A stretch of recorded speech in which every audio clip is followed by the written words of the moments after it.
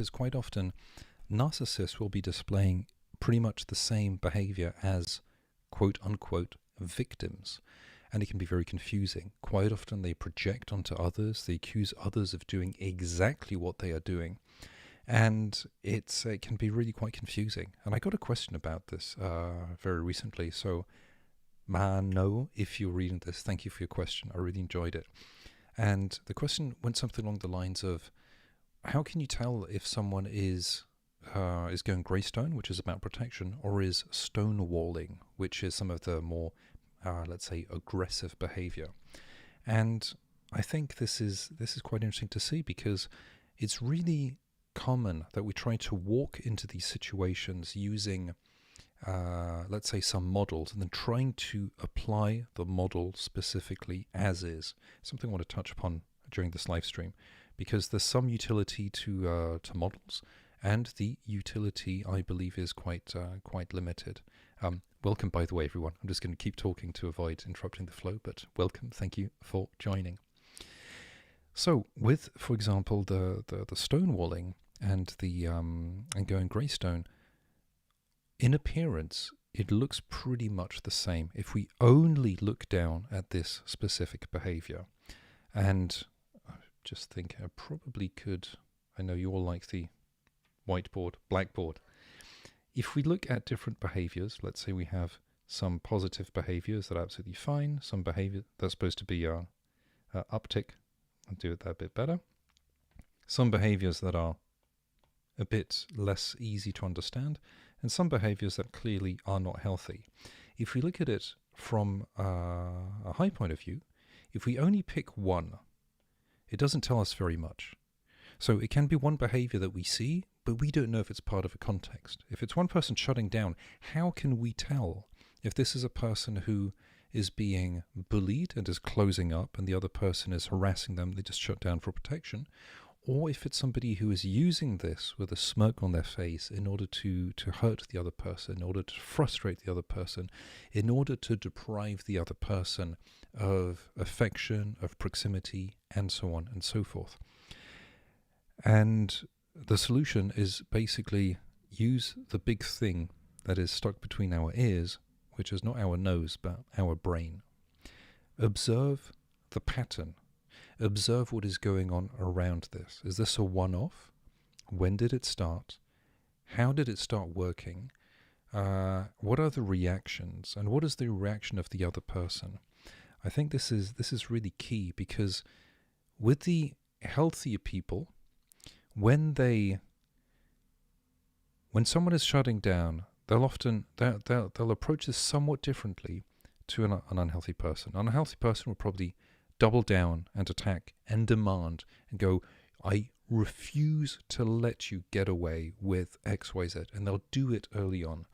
If we imagine a timeline, simply, there we go, time, and here we have the, what we call it, it wouldn't be intensity, it would be, no, let's call it intensity.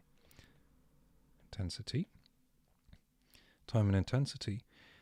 Healthier people are more likely to, with time, increase the intensity to put a bit more pressure, to say, listen, it really isn't working out. We really should go and see a therapist. We really should do something in order to resolve the situation. And the unhealthy people will typically shoot straight up into maximum intensity and demand, if you don't do this, then this is going to happen. I think one of the keys is to just observe, how much time did it take? How quickly was someone willing to respond with increasing the intensity?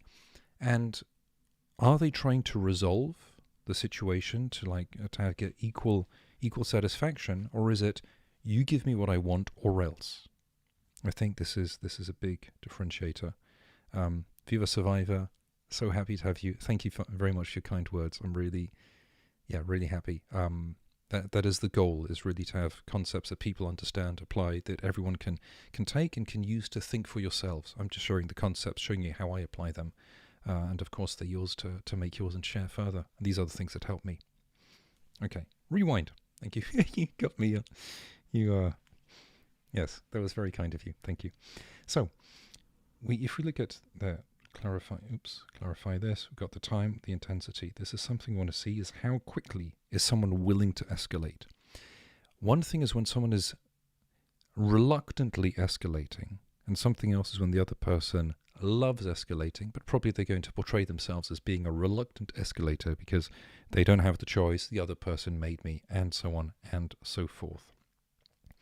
Now, I think something also that is tricky to bear in mind. I'm just thinking, so when now let's see about this. We look at the behaviors.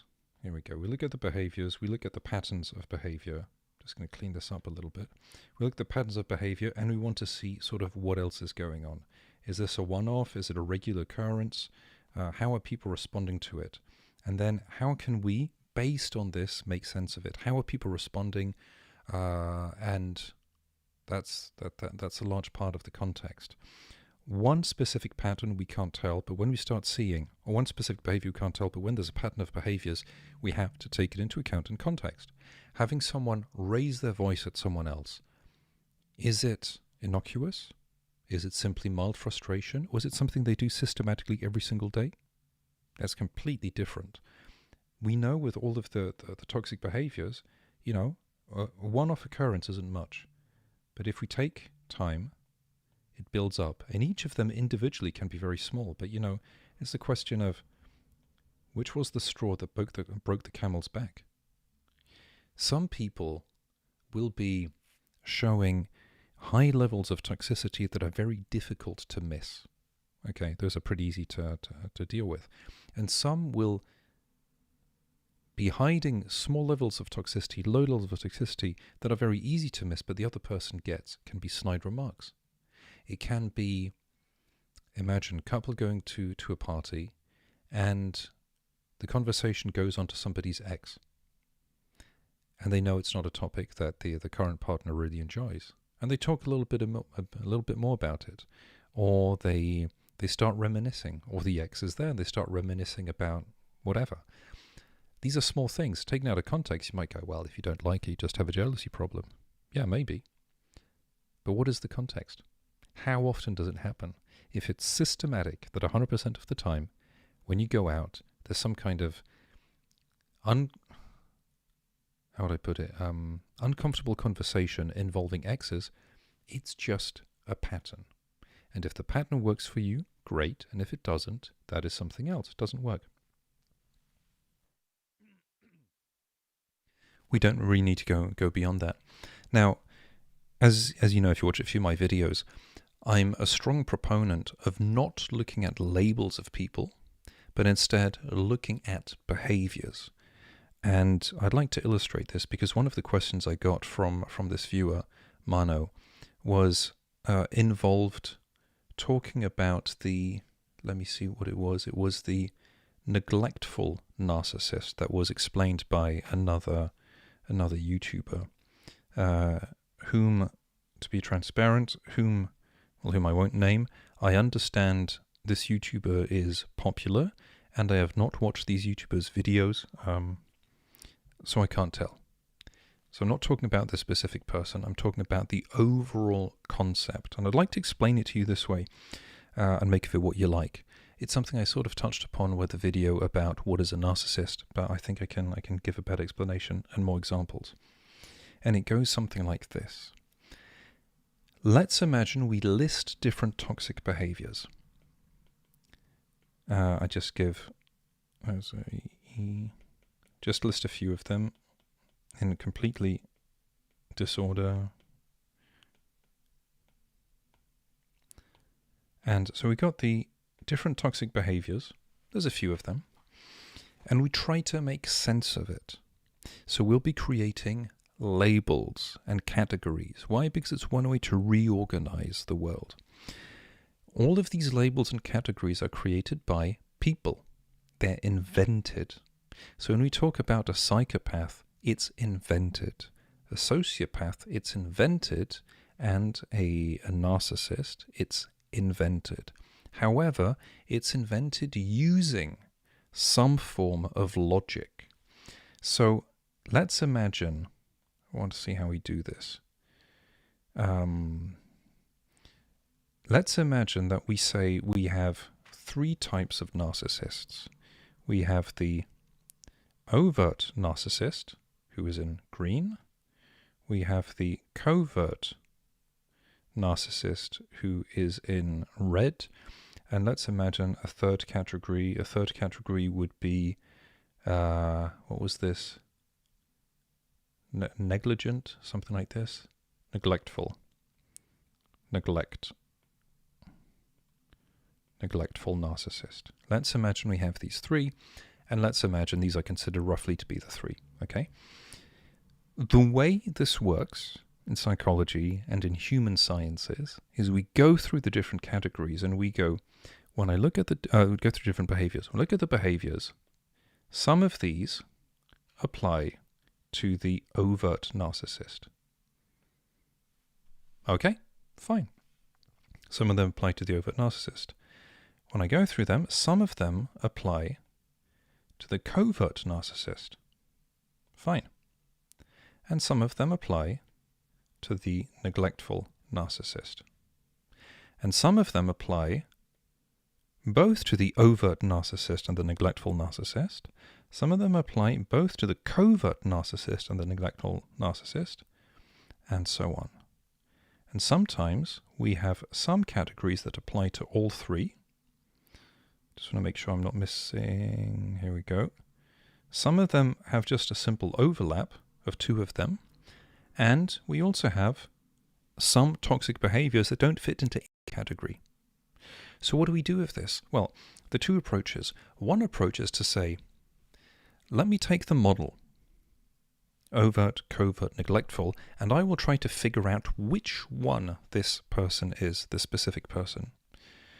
We can try to do that, but the issue is, let's imagine we want to fit a person into overt narcissism. Actually, let's imagine we take a person, we say, we observe they exhibit behavior A, C,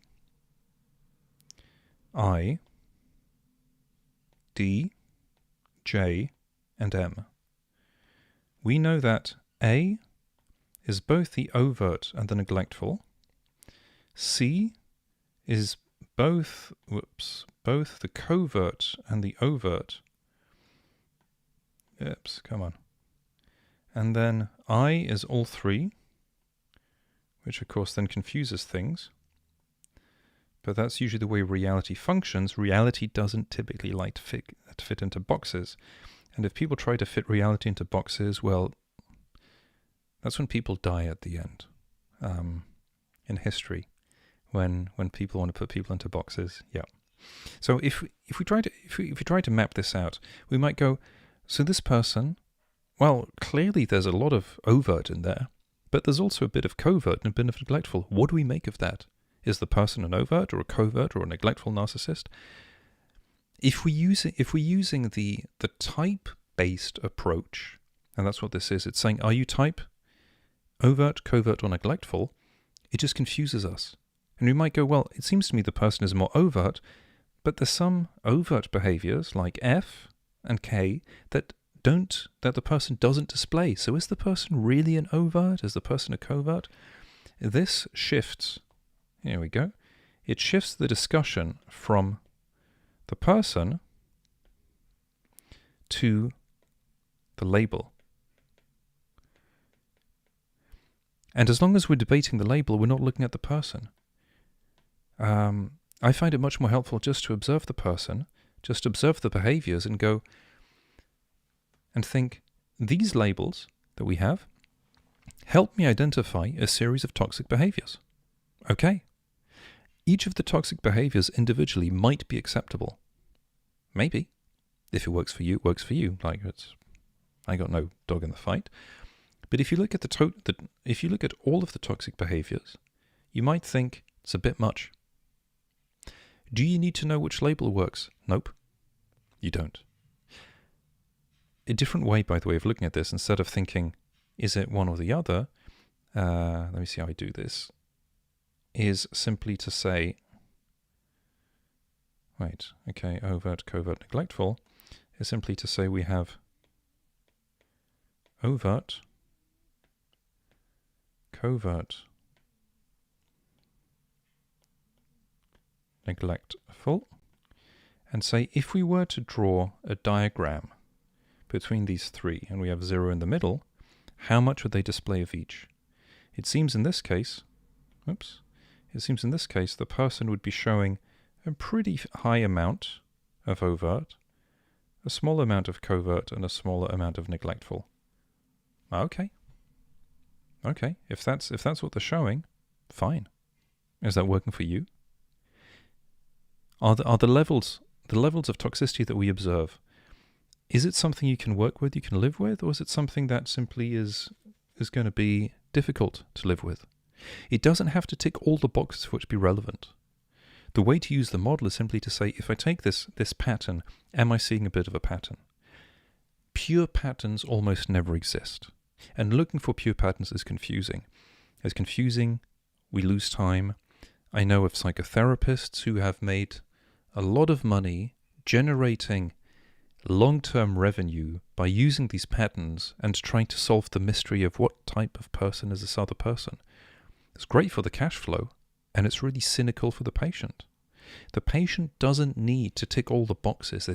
It's sort of creating a question that you can't answer, and it's sort of promising, if only you can answer this question, you will have peace of mind. Yeah, maybe, but that's good for the therapist or whoever's cash flow, and not good for the person. So it's either incompetence, which happens sometimes, or it's confusion, or it's assuming that another model is helpful. Now, for all I know, the neglectful narcissist model is helpful. I don't know of it. I know that, now I know, I just learnt earlier, now I know that it exists. I don't know if it's helpful. I don't know how many extra models we need. And I don't know to what extent having a model is more useful than simply observing the behaviors. And what I observe is generally when people try to fit people into models, there's always an element of doubt. Yeah, but the person isn't 100%, but there's some traits and so on. And that's one of the reasons why I think it's significantly more helpful to switch from talking about the narcissist to talking about you. This one is you. And to be saying, when the person acts certain ways towards you, does it work for you or not? If it does, fine. If it doesn't, fine. You decide what you want to do based on reality. If it works for you, okay. Let me know if you have any questions, by the way. Just do post them in the chat. I hope this is helpful and relevant. There's often a high,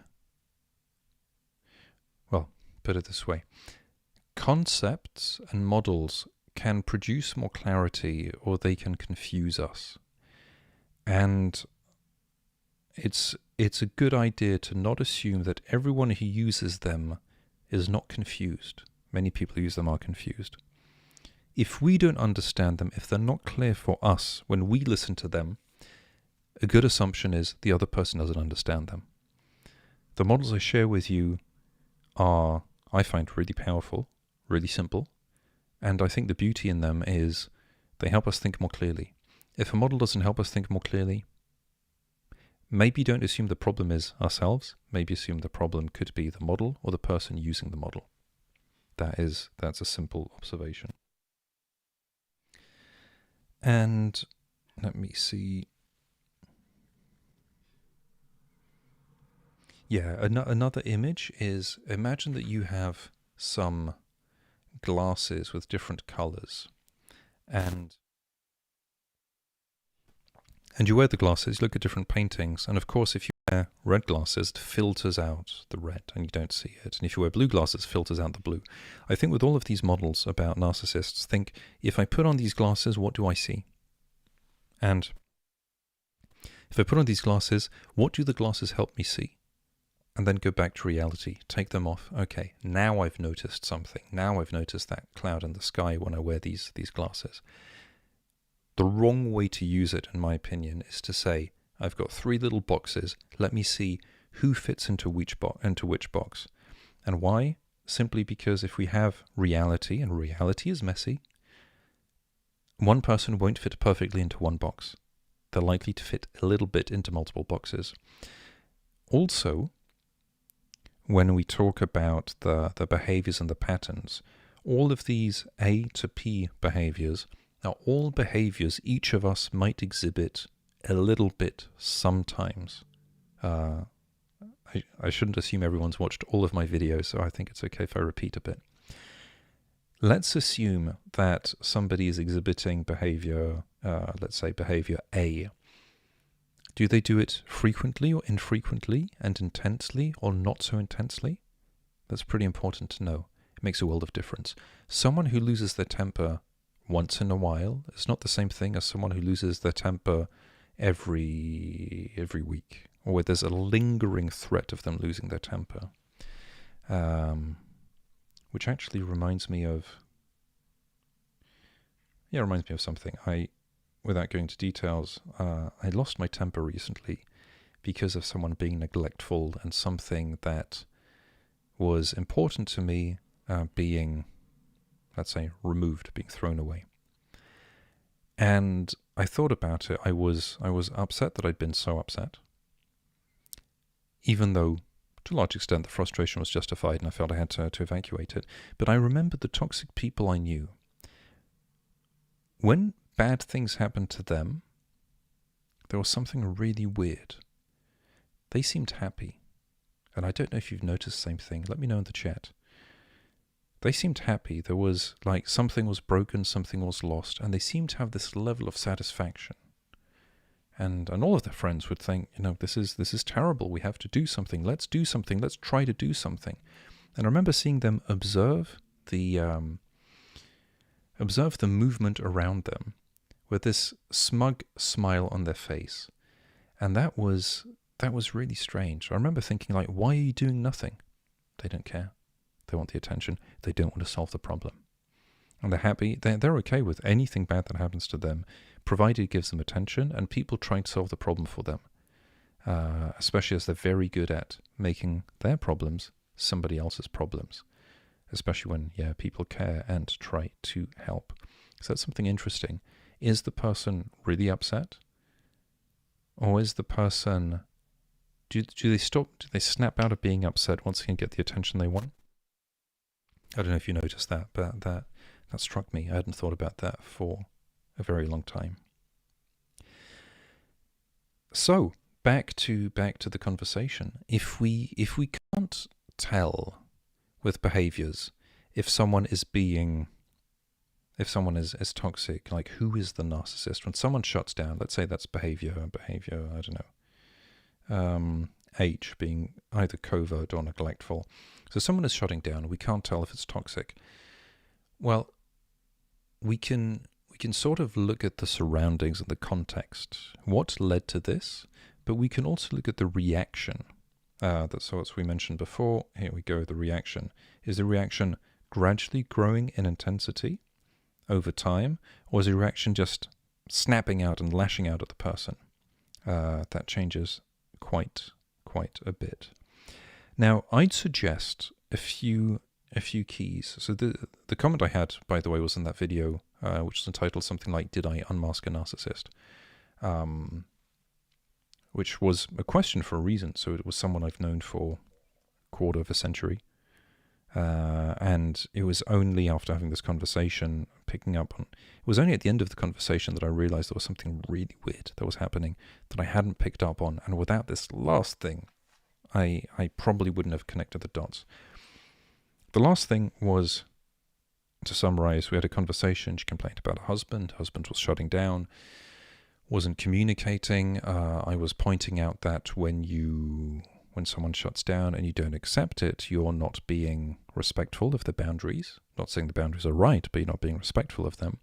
And if someone keeps insisting, that's being abusive. And of course, she snapped. I think knowing her, she's of the mind that women can't be abusive, only men can be abusive. And that's probably a reason why I thought that for a long time, and why women like her perpetuate that narrative so they can abuse people. Or of course, they don't view it as being abused, but simply taking revenge. So we had this conversation, a lot of toxic things I noticed during it. Each of them individually was like, that's just the way she is. But the last thing that I noticed, that was really what shocked me, what really opened my eyes and shocked me. The summary is, the last thing is, I was saying, there's a book that's really good, really great book, highly recommend it. And I highly recommend it to you also, which is called Talk to Me Like I'm Someone You Love by Dr. Nancy Dreyfus. Highly recommend that book. It's fantastic, fantastic book about how do you communicate, how do you de-escalate tension and communicate more openly and more vulnerably. It's a great book, incidentally, because if you are with a narcissist, you can show it to them and they will be incapable of understanding it. Of course, you have to be willing to, so that's sort of a narcissist test, is can they actually comprehend the book? Now, with her, I mentioned to her, you need this book, fantastic book, and she goes, oh yeah, I think you offered that to me. And I'd completely forgotten. 5 years, like 5 years before. And they'd been married for 10 years, I think. 5 years before I bought her the book. And I asked her, well, has he read the book? No. So I get confused. Have you shown him the book? No. And I ask, have you read the book? No. So she'd been, trying to put it politely, she'd been a pain in the neck complaining about her situation for the past 2 hours after showing up late and making me cross town and a lot of things. The main topic was pretty much how tough her life was. 5 years before, 60 months before, I'd offered her a solution and she hadn't bothered to open the book. Like, what does that say? And this is one of the key points. I'll go through a few of the key points. When you have two situations, two sides to a story, a lot of people say, you can't listen to this. You can't listen to two sides of the story because you have two sides of the story. What happens is you have the terrible person, you've got the great person, and all you do is you listen and you say, well, it must be somewhere in the middle. That's okay, you see it. It's a very common thing I hear. This is obviously completely stupid. Obviously. If people say or do things or use mental systems that insult intelligence, just call it stupid. It is stupid, but we have to recognize that it's completely stupid because otherwise it sort of confuses us. That's akin to the, I mentioned this and it's been in a short, I think I did one of these days. It's akin to saying, so you agree with everything this other person says? Well, obviously not, because I don't know everything the other person says, so I can't agree with everything if I don't know everything. And it's not possible to agree with 100% of what another person says. That's such a stupid idea, it makes no sense. And I don't even agree with 100% of what I say. So the fact that you say that you believe it's possible for me to agree with 100% of what another person says is so completely moronic that there's no point even talking about it. It makes no sense whatsoever. It demonstrates such an ultra-low, ultra-stupid frame of resolution that there's no point even going there. But we need to examine it and examine the logic to be able to say, this is just stupid think, or narc logic. That's, for me, it's sort of synonymous, stupid think, narc logic. Okay, so instead of saying, we'll take the 2 points of view, and do the average, what we do is we take the two stories, and we simply observe, if we listen to both of them, well, what makes sense? If we listen to both of them, what can we observe? And there are a few things we can observe from the outside, always bearing in mind that people lie. So one person can, of course, say, I'm doing all the right things. We can dig for more details. But quite often they're just going to be pointing fingers at the other person. So a few of the things we can look for are the following. Number 1, see who is actually trying to solve things and who is happy keeping things as they are. Solving things might be going to a therapist together or alone, but usually it involves solving things, involves the person is changing something. If there's one person who resists change or says it isn't up to them to change because they didn't do anything wrong, that is a sign that we're talking with a toxic person. When the person finds excuses to not solve things, that's a sign we're talking with the toxic person. 60 weeks to read a book that probably takes 2 hours to read. That's the behavior of someone who does not want to solve things. It's one thing if she'd say, I don't believe your book will help. Fine, okay. If you don't believe my book will help, you've got every right to not believe it. But if your investment is 2 hours and the alternative is 60 months of difficult relationship with 2 children whose life you are making miserable, like the 2 of you, whatever, the 2 of you are making it miserable. If you can't find 2 hours in 60 months, you're not interested. And I'm busy, it's tiring, that's just an excuse, because you could do it if you wanted to. This is the person, by the way. I asked her, if we paid you $1 million to not always be picking a fight with your husband, would you be able to shut your mouth? And she said, no, I wouldn't. Like, shut your mouth for a year. Stop picking a fight. No. Okay, what about if your children's life depended on it? Like, not sure if I could. So we have, the book is Talk to Me Like I'm Someone You Love. Yeah, just write it down because that will be helpful. Here we go. Talk to me like I'm someone you love by Nancy Dreyfus.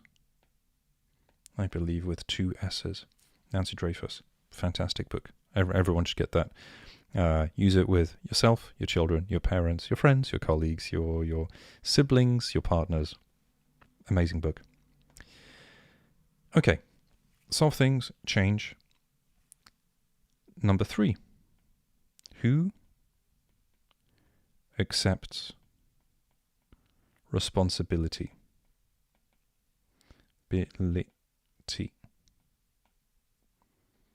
And who blames?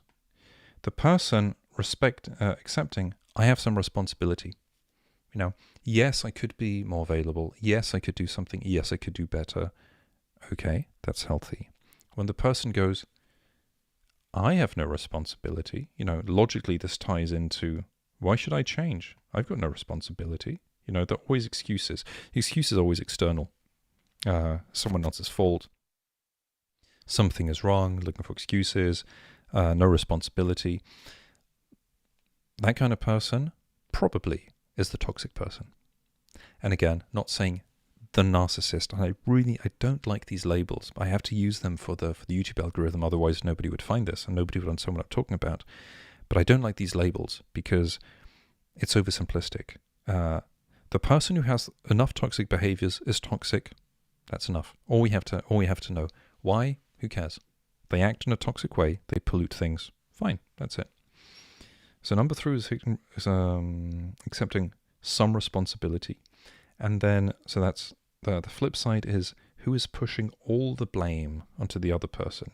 And also, so accepting responsibility, this means basically more than 0%, but also less than 100. If you think that 100% of the problem is your responsibility, then there's a high sign that you've been completely gaslit. The other person is thinking in terms of 0 versus 100. It's 0% me, it's 100% you. Statistically, that's not plausible. That makes no sense. Like you'd even argue there's a 1 chance in 100 that it's exactly that. Probably it isn't. And hey Charlie, good to see you. Yeah, so the person using the binary logic, everything is someone else's fault, very bad sign. And if we think everything's my fault, very bad sign also. So if you're thinking, my partner left me because I wasn't available, because I worked too much, because, like, no, that's not why it happened. That's akin to saying, my partner left me because I didn't put the top on the toothpaste. That's not why they leave you. There might be a symptom. It probably is not the straw that broke the camel's back. It probably is something else that's been happening, that's been growing. But it's not the case. But if they want to make you believe it, that's them gaslighting you. Always remember this, the gaslighting thing. Shifting blame onto someone, going, it's entirely your fault. That's akin to going, you pushed me to cheat on you because you never wanted to watch my favorite TV show. That's not how it works. A person cheats on someone else, they decide to have the conversation with someone, they decide to flirt, they decide to push the limit further, to push the boundary further, they decide to have some kind of physical contact, they decide to not remove the physical contact, you get the idea. At one point they decide to take their clothes off. That's a choice. It's a choice. And the thing of going, you made me do that, no, that's just not credible. And this also leads into the thing that comes with the blame, which is the resentment, which actually is, I frame this differently. Oops, I'll say I'll just do it like this, the resentment. Look for the resentful person and you'll probably find the narcissist. Look for the person who feels justified in hurting the other. Look for the person who believes that something unfair happened and therefore they need to rebalance the unfairness of the world. People using the fair world, I know it's counterintuitive. People using the fair word, check them for resentment.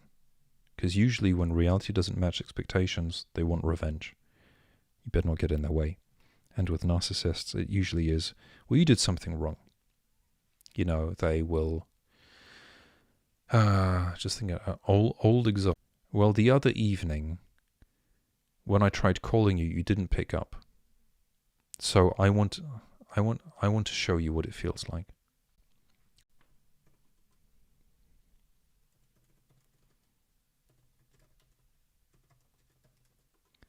There we go.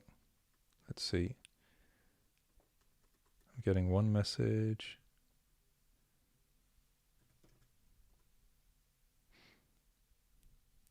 Okay. Now it looks like I'm back. Okay, I see myself typing. That's a bad sign. Sorry about that. I got no idea what happened. No idea what happened there. Let me know if you have any questions, by the way. And, okay, I wanted to mention something else. But I forget what it was. I think that connection probably was a sign that I should stop talking. If you have any questions, do let me know. And otherwise, I probably am going to wrap up because I think that is, unless I suddenly remember what it was. Yeah. Oh, now I remember. Now I remember what it was. I'll share with you one other thing that I think is quite helpful, which is, and this sort of goes against the narrative of having the outgoing person, the extrovert and the introvert. Extroversion and introversion are two facets of personality. This taps into the work of Carl Jung, the different models that talk about this, and I think some of the parts are helpful. Well, here, let's just go like this. The two approaches. One approach is the...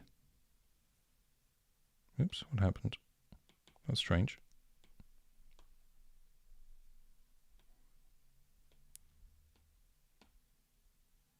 Okay. This is very interesting. Seems like all my technology isn't working well. Just 1 second. Bear with me. So I'll tell you a little bit about the type-based approach and the trait-based approach in 1 second. The type-based approach is saying that people are one thing or another, that they either are a narcissist, they either are an extrovert or they are an introvert. And, Oh, wait. No, okay. Sorry. The problem wasn't technology. The problem was me. So, we got the two approaches. We have the type-based. I'll just show it to you. Type-based will say you either are introvert or you are an extrovert. Okay? You're one or you're the other. Then you have a different one which is sort of trait-based, let's say, call it trait 1, which says on a scale between introvert and extrovert, where exactly do you land? So if introvert is 10 and introvert is 0 and extrovert is 10, you might be a 7. And the other person in your life might be, let's say, a 4. If this would be the case, one person would be, more extroverted than the other one. What I find much more interesting, I'll call this is not the scientific name, however, I will call it type 2. Let's say trait 2.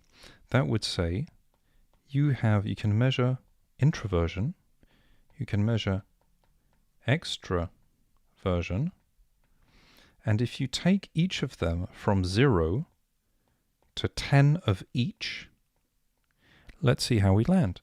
So one person might score 7 of introversion and 4 of extroversion.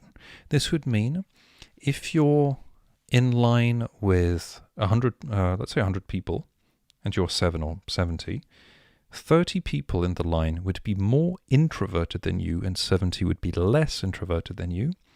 And if you look at extroversion, which is a different line, they're not mirrors, because some people can be high in both, some people can be low in both. If you're at 4, so 40, 60 people will be more extroverted than you, and 40 people will be less extroverted than you. And someone else might have an 8 of extroversion and let's say 1 of introversion, so significantly skewed towards extroversion. Something to bear in mind is that one of the, let me just think about this, one of the aspects, so we can look at this, we can look at the underlying, here we go, the underlying qualities of extroversion and introversion. One of them is, just one second, one of them with introversion,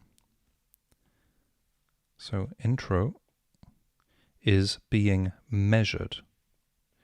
Being measured is sort of containing your emotions, okay? And one of the ones with extroversion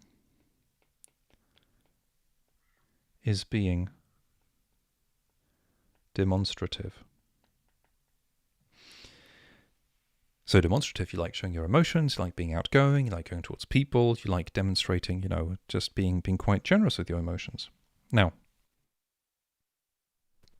something that gets quite interesting, I find, is when someone who's very demonstrative tries to demonstrate towards an introvert, and the introvert just needs a bit of space to recharge, a bit of time alone to gather their thoughts, the extrovert might be pushing the introvert to go, hey, you seem a bit down, come and talk to me. And the introvert is going, I'm not down, I just need a bit of a break. I just came out of, 3 hours of meeting, talking with people, I'm exhausted. Like, give me a minute to recharge, I can come to you.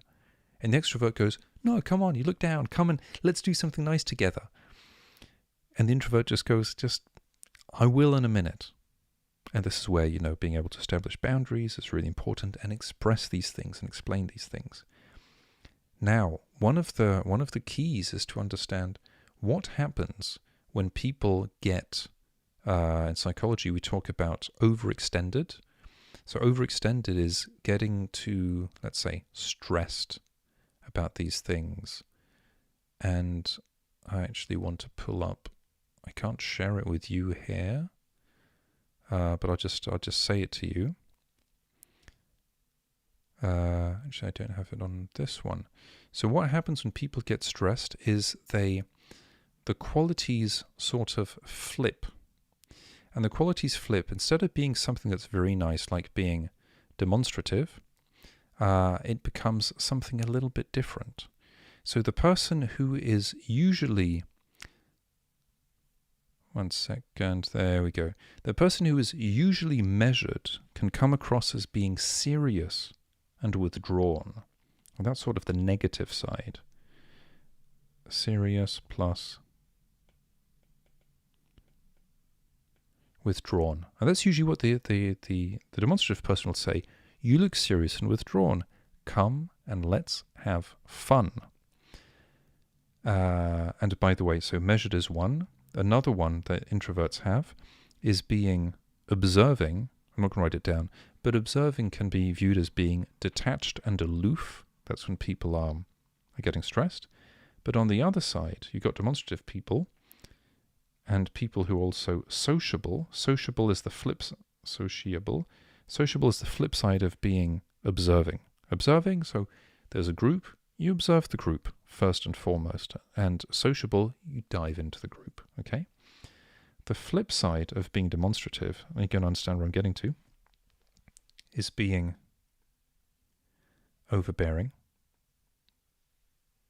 And you possibly know what it's like. Someone who's being too demonstrative, we need a bit of a break, they're overbearing. And someone who is sociable when they pass the line, when they become too stressed, or when tension arises, sociable becomes can't be alone. Or that's the way it's perceived. And this is, I think this is really important. Like with the example I took before about the married couple where they, she was chasing after him constantly and he was closing down and she said, well, he's stonewalling. He needs to be demonstrative. I demand it. And of course, what would happen is he'd demonstrate, he'd open up a bit, and then she'd criticize him. So it's sort of like, open up, whack. Be vulnerable, whack. And keep going. You do a step in my direction, I punch you, but when you take a step back, I complain. So that's we don't even know how to manage that. So one of the points here is, it's difficult for extroverted people and demonstrative people and sociable people to be with someone who's different. And at the same time, they tend to like being with someone who's different. There tends to be a bit of a balance. The real question is, when there's a difference, how do you work it out? Do you give the other person space? Do you respect difference? Do you care? Or maybe, in a situation like this, she finds a type of person because she knows she can wear them down. And once she's worn them down, they're basically a punching ball. They can't stand up for themselves. And maybe that's the goal. That's the way she behaves anyway. That was the other point I wanted to mention, between being measured and demonstrative. And one of the points here also is that this is not type-based. It's not saying you either are an introvert or you are an extrovert.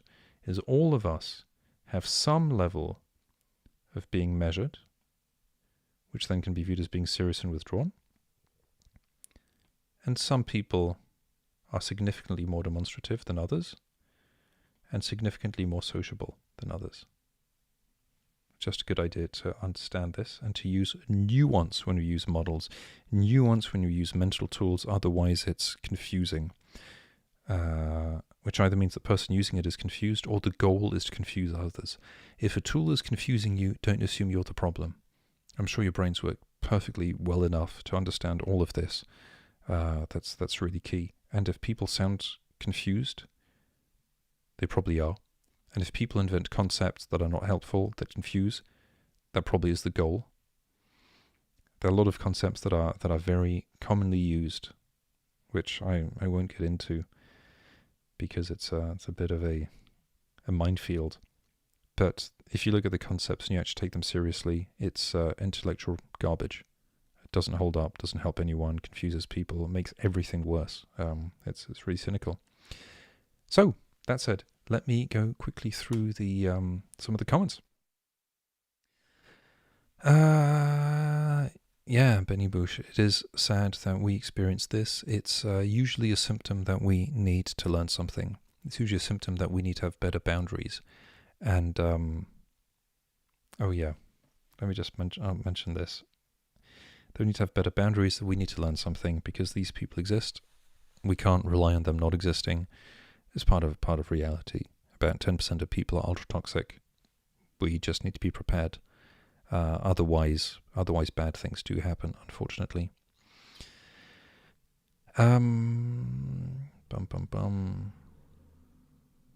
Okay, so I'm going to end with this one thing that really cracks me up. A few days ago, I asked on Twitter, like, what are some of the worst, like, advice or most unhelpful ideas that you come across? And one person pointed out it's the idea that you need more empathy, and absolutely, that is one of the worst or most dumb ideas that we have. So, the idea with empathy, as a matter of fact, I'll just show this to you. Here we go. So there's a balance between empathy that we have and logic. Many people oppose the two. They're sort of two sides of the same coin. You don't pick one or the other. Obviously, that's stupid think. That's completely illogical thinking. If anyone's saying you should pick, you should, well, if someone's opposing the two, instead of saying get balance between the two, that's someone who is either stupid, has been manipulated, or is manipulating, or a combination of the three. With empathy, there's such a thing as having too much. There we go. Especially if it's skewed with too little logic. Too little logic. And we need enough balance between all of them. Only logic is not helpful. Only empathy is not empathy is not helpful. Now, think of it this way. When someone is saying to you, you need to have more empathy, especially if you've been in a toxic relationship, let's reframe this a bit. Why did the toxic person get into your life?